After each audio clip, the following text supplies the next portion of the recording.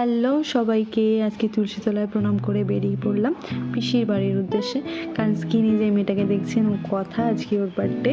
ওর ফ্রেন্ডসদের সবাই চলে এসে ওরা ওর জন্য লোলটু বলে একটা কেকও নিয়ে এসছে। যাই হোক, অনেকটাই সময় হয়ে গেছিলো। পিসি পিসা দুজনেই আশীর্বাদ করে নিল আগে ওকে প্রথমেই, তারপরে ও কেক কাটবে। আসলে মেয়েটা এতটাই চঞ্চল, ওকে বসিয়ে রাখা সত্যিই খুব কঠিন। যাই হোক, ওকে আমরা সবাই বুঝিয়ে একটু চুপচাপ বসিয়ে রেখেছি, তাও সবসময় কটকট কটকট করতেই থাকে।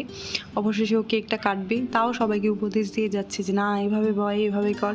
যাই আলটিমেটলি ও কেকটা কাটলো। আসলে তারপরেই এখন কেকটা পিসিকে খাওয়াবে। কিন্তু আমার পিসি একটু লজ্জা লজ্জাই পাচ্ছিলো। আসলে সবাই ভিডিও করছিল আর পিসিও ভাবছিল যে কিভাবে খাবো কি, তো এই জন্য অবশেষে পিসি কেকটা খেলো। তো তারপরে এই যে ওর আর একটা ফ্রেন্ড শর্মিষ্ঠা, ও তো ওকে একদম পার্টি স্প্রে দিয়ে ভূত বানিয়ে দিয়েছে, মনে হচ্ছে বরফের দেশের কোনো পোলার বিয়ার আর কি। এমনিতেই সাদা পড়েছে, আরও এত পার্টি স্প্রে ইউজ করেছে, দেখে মনে হচ্ছে যে কোনো পোলার বিয়ার হেঁটে যাচ্ছে। এমনিতেই লম্বা, তো ওরমই লাগছে আর কি।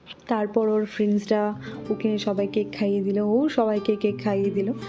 কিন্তু সত্যি বলতে ওদের মধ্যে যে ফ্রেন্ডশিপটা, আমি ওরম ফ্রেন্ডশিপ কমই দেখেছি।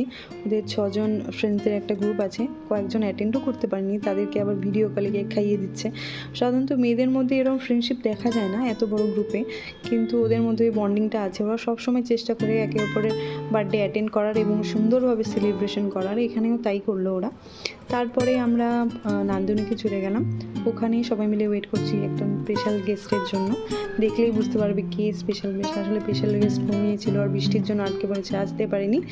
এই তো আমাদের পুচকে স্পেশাল গেস্ট।